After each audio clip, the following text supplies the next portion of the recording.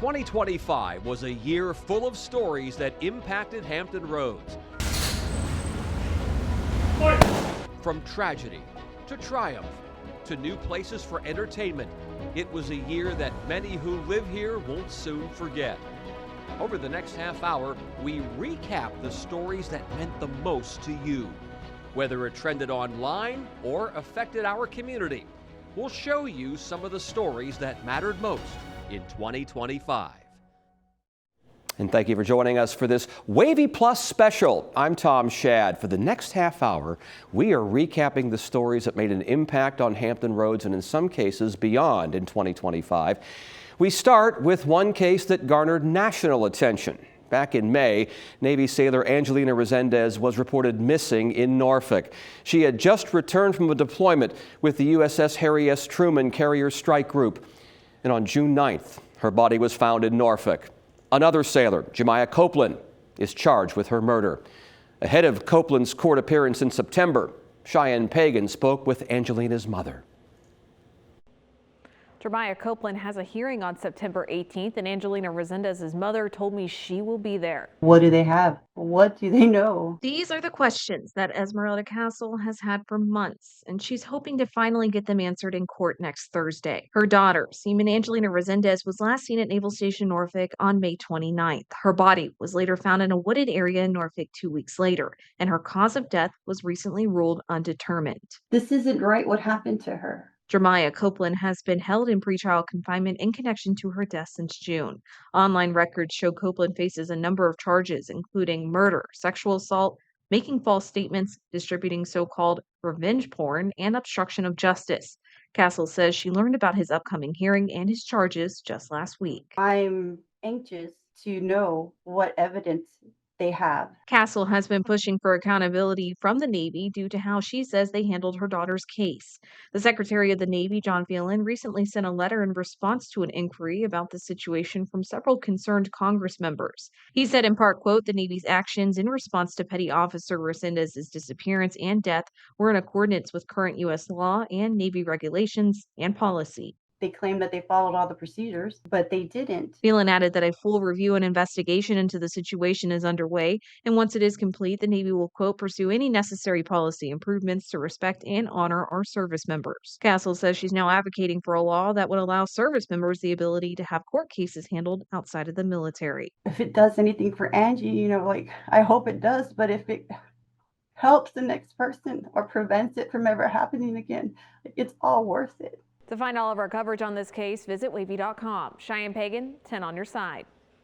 And Copeland's trial is set to begin sometime in 2026, and 10 on your side will continue to follow this story.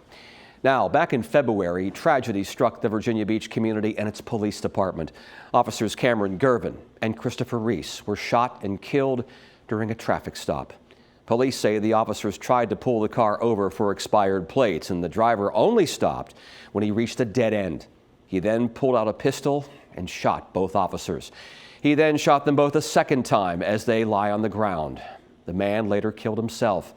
In the days and months since the tragedy, the community has come through to help the families of the officers and their colleagues in the Virginia Beach Police Department. The officers would later have their names added to the Fallen Officer Memorial in Virginia Beach. And Karina Garcia was there that day.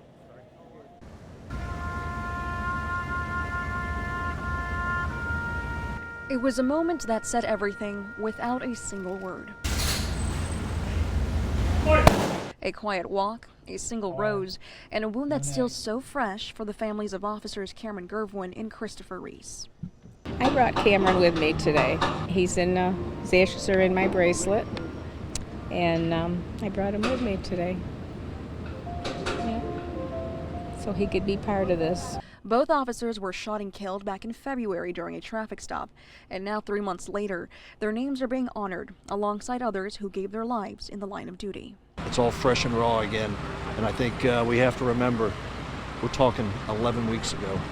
This is not something that happened last year or the year before.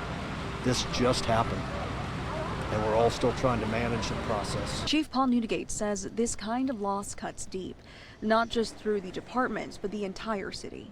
And I want the families to know that we grieve with you as we carry their memories forward. That's why Virginia Beach police are taking extra steps now, recently adding new mental health resources for their officers. So not only was it needed, it's now expected, and I think that's the wave of the future. It's going to be built in to every public safety element, because unfortunately it's a profession fraught with a lot of incidents that you have that accumulative trauma that's going to build up, and if we don't address it now, you'll be addressing it later. And that was Karina Garcia reporting. We have much more about the officers and their families on WAVY.com. 2025 saw a major milestone in a story we've been following for more than 2 years. Let's go back to January 2023. A then 6-year-old student shot his first grade teacher, Abby Zwerner, in the classroom at Richneck Elementary School in Newport News. And after years of litigation, the civil trial against Assistant Principal Ebony Parker and the Newport News school system began. In November, a jury ruled in favor of Zwerner. Here's Markeisha Jackson. We, the jury, on the issues joined, find in favor of the plaintiff, Abigail Zwerner, and assess her damages at $10 million. The award interest beginning on June 1st, 2024.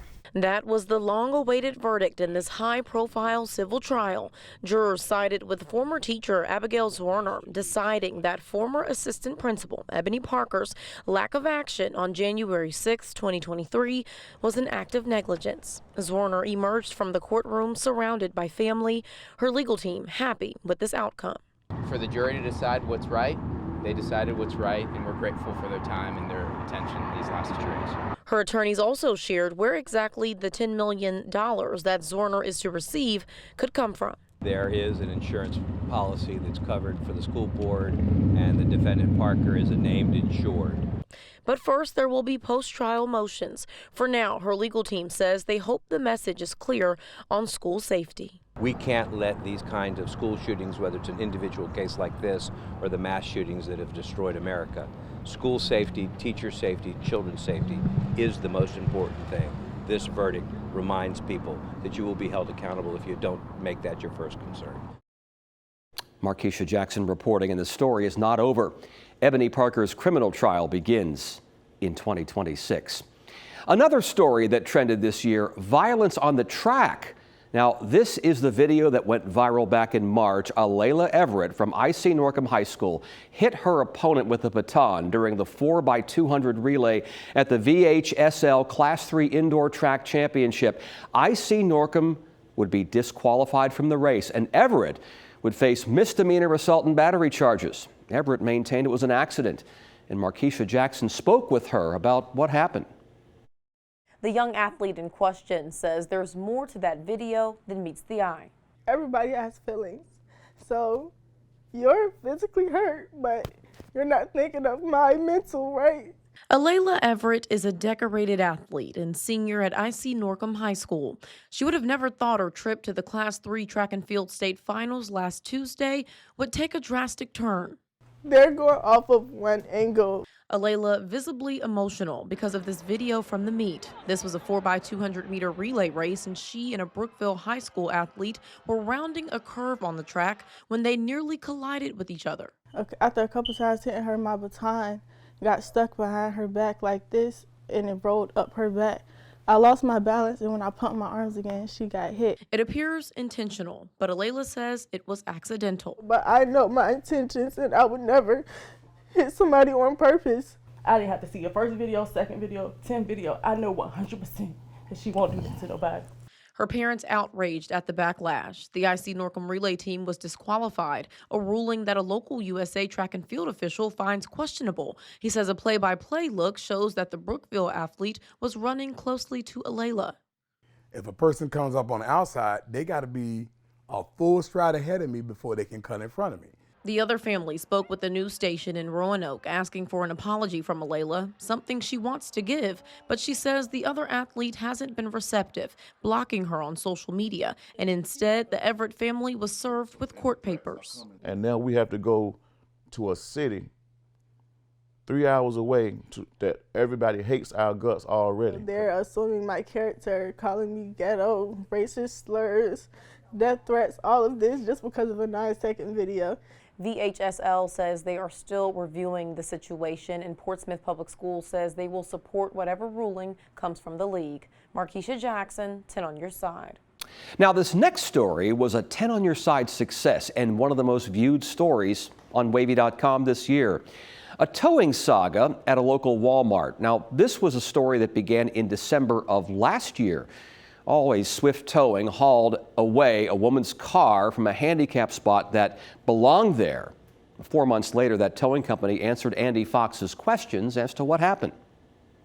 On December 4th, we introduced you to Allison Copeland. I no longer want to go to Walmart, either one, because I don't know if I'm going to come out and my car is going to be gone. She claims her car wrongly towed by Always Swift Towing that had the contract to tow cars from the Frederick Boulevard Walmart parking lot. This is the right side back tire that's crossed the line, and they indicated that I was preventing another car from parking. What do you think about that?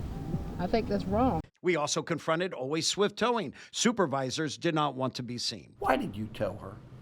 Because she's double parked it. She's parked more. It's over. But her point is it's only a tire. And she said she had to park that because of someone on the other side. But that's not true. Following our 10 on your side reports, Copeland sent this hello all email up the line. So I decided to just send an email to Walmart CEO, their head of marketing, whomever that I could find, from the CEO all the way down. She included the links to our 10 on your side stories. You played a huge role because it put a spotlight on what was going on. The story included others who claimed they were wrongly towed. And this picture shows many gathered down at Always Swift Towing trying to get back their vehicles. I couldn't sleep, Andy. It gave me nightmares because it just wasn't fair.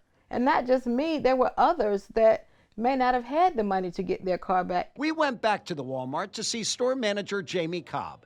She referred us to corporate, but in this email to Copeland, Cobb wrote, "I recently received your request for reimbursement. Please come at your convenience to receive your money." So I went back Saturday, and they did give my money back in cash, $375. $375. Cobb also wrote how she worked to terminate the Always Swift Towing contract. "I worked very hard to get this contract canceled. As of December 24th, they are no longer allowed on property. Proof of that, gone are these towing enforced signs. Vehicles will be impounded to Always Swift Towing." Thinking about a civil lawsuit.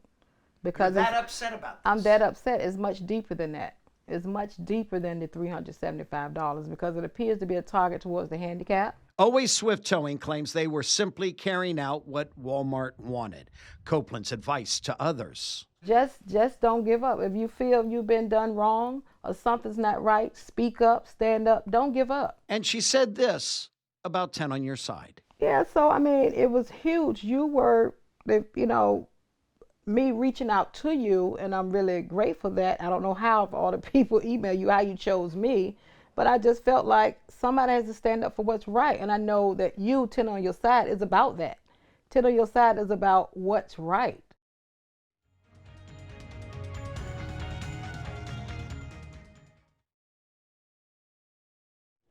We saw history in Virginia in 2025. For the first time, 2 women were the main party nominees for governor. Incumbent Republican Lieutenant Governor Winsome Earl Sears faced off against former Congresswoman Democrat Abigail Spanberger. Spanberger ended up winning in a landslide. On top of that, Democrats flipped many seats in the House of Delegates, giving them a big majority. Here's Brett Hall with a recap the day after the polls closed. Don't just call it a blue wave. It's really a Democratic tsunami. This is much bigger than I think most people expected. Aside from winning all 3 statewide races, Democrats flipped 13 seats in the House of Delegates and made gains in local races too. Like in Chesapeake, where Commonwealth's Attorney Matt Hamill becomes the first prosecutor in more than a quarter century to be elected with the Democratic endorsement. Certainly the effect of the national election last year played well for Democrats. While Hamill was elected 4 years ago on the Republican ticket, he left the party following disagreements with party leadership, a decision that appears to have paid off. I think people are tired of this negative stuff. Republicans lost ground across Hampton Roads, with Virginia Beach and Chesapeake swinging 18 points from Governor Glenn Youngkin in 2021 to former Congresswoman Abigail Spanberger last night. This morning, both Youngkin and President Donald Trump concede. The shutdown was a big factor, negative for the Republicans. And while technically nonpartisan, even the issue over Virginia Beach's election system tipped Democrats' way. Voters elected to continue using the 10-1 system for city council and school board elections, even though that wasn't Mayor Bobby Dyer's choice. Today he says, we got the answer, and it was somewhat split, but it was compelling, and I intend to honor my commitment. That was our Brett Hall reporting, and we're already shaping up for midterm elections next year. Already announced, former Democratic Congresswoman Elaine Luria will run against incumbent Republican Jen Kiggans for the 2nd District. Kiggans is in her 2nd term after she defeated Luria in 2022. Well, weather always finds a way into our biggest stories of the year, and in 2025, we were spared any direct hits from hurricanes. It was actually snow that made the headlines this year. Back in February, we got dumped on for the first time in years. Here's a look back at that coverage with Cheyenne Pagan. A winter wonderland in Williamsburg with a thick blanket of fluffy light snow on the ground. The perfect condition for people to grab their sleds, kayaks, or even folders to gain some speed on the slopes. Every time we get any chance of snow, we take advantage of it. Williamsburg residents were out to chase the thrill of sledding. Despite the chilly temperature, out here we are trying to have fun and not break any limbs. And these residents were able to get out to sled because of the public works crews behind the scenes making sure the roads were in good shape. Streets Department Superintendent Craig Baller says they put out about 2,800 gallons of brine on 75 miles of pavement before the storm.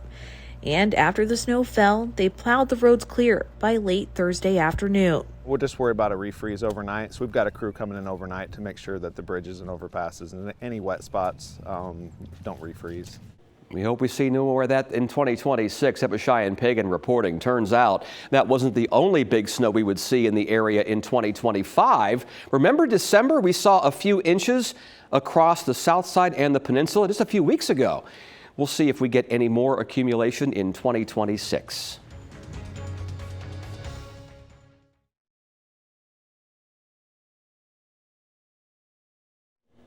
We've always had a good music scene here in Hampton Roads, and this year we added another venue. The Dome opened up in Virginia Beach back in May. The hybrid indoor-outdoor venue has brought in some big acts like KC and the Sunshine Band, Trivium, and Shabuzi. We were there the day it opened. Here's Markeisha Jackson. The new and improved Dome pays homage to its rich roots while forging a bright future for entertainment in Virginia Beach. 3, 2, 1, to the Dome! A celebration 3 decades in the making. The new Dome sits on the footprint of the former venue that closed in 1994. It was known for iconic musical acts. Though the new building doesn't have the dome-like design, city leaders hope a new legacy can be built under this roof. This is going to be a wow factor that's going to be, a real focal point for people to come and enjoy Virginia Beach. The Dome returns as an indoor-outdoor music hall. Many can already imagine the entertainment this will bring. The size of the building, it's really nice. Everything looks top of the line, top of the art. The sound system is booming, and it looks great. This is a good surprise. It's beautiful. It's something different out in Virginia Beach, something we needed almost too, like an upgrade of something new, exciting out here. Many foresee the Dome having an economic boost for the oceanfront and beyond, as doors are opening just in time for a busy season, with musical acts already booked far beyond the summer. We got a great lineup for the entire summer, and wait till next year and all the other years after this. We're bringing top entertainment right here. And don't forget, this isn't only for the visitors, this is for the people of Virginia Beach. The Dome is their building. And a trip back in time to start anew. Three Dog Night, the band that played at the former venue's last show, will christen the new Dome. For a full look at future events already scheduled to happen here in the Dome, head over to WAVY.com. In Virginia Beach, Markeisha Jackson, 10 on your side.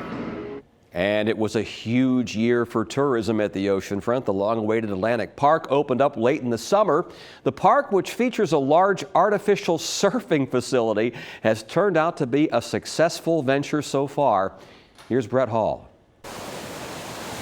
No, you're not looking at the Pacific Ocean. Rather, these waves roll in at the Virginia Beach oceanfront, west of Pacific Avenue. This is Atlantic Park. Well, it's been a long time coming. Nobody knows that better than Michael Culpepper with Venture Realty. For more than 8 years, he helped lead the team to have this more than 2.5-acre surf lagoon anchor the more than $350 million development in the heart of the oceanfront. This is where the famed Dome once sat. We wanted to develop a concept that wasn't the same old, same old. We wanted to develop a concept that was new and unique. It's officially a first of its kind in North America.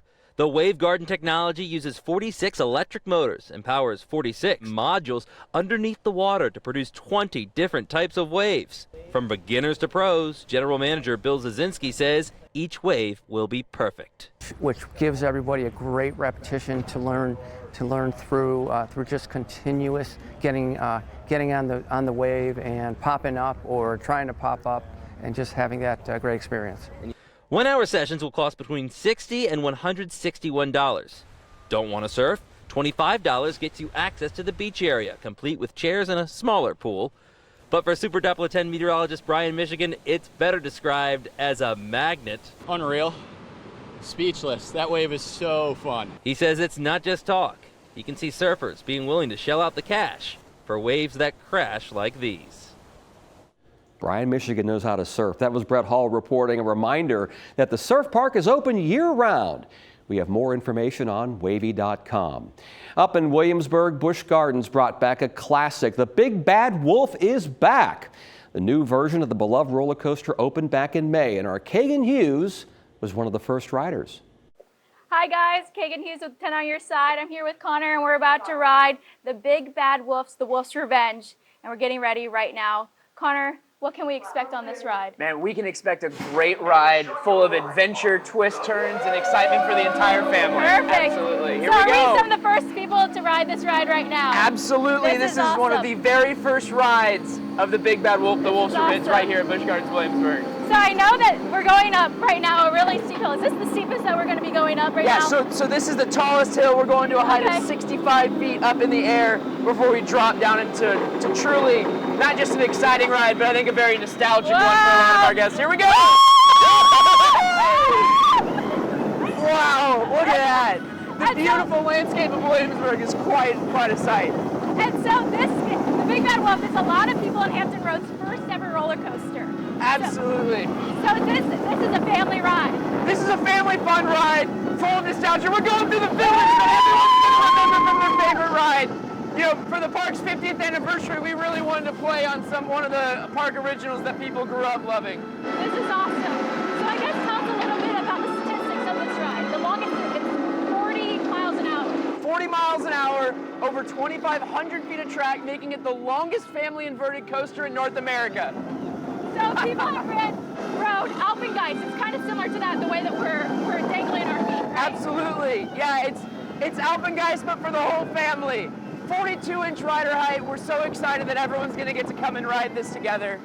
And it's going to be great. You know, the grand opening is May 23rd, but members get to ride starting tonight.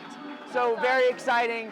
It's still time to go out and become a member and ride early with us before that grand opening. That was awesome, especially if you haven't ever rode a roller coaster or you have young kids. This is the perfect first ride for someone that's young. Awesome. Thanks so much, guys. Thank you so much, Connie. That was so awesome. Yeah, thank you. Yes, and thank you for watching our top stories of 2025. Join us in the new year.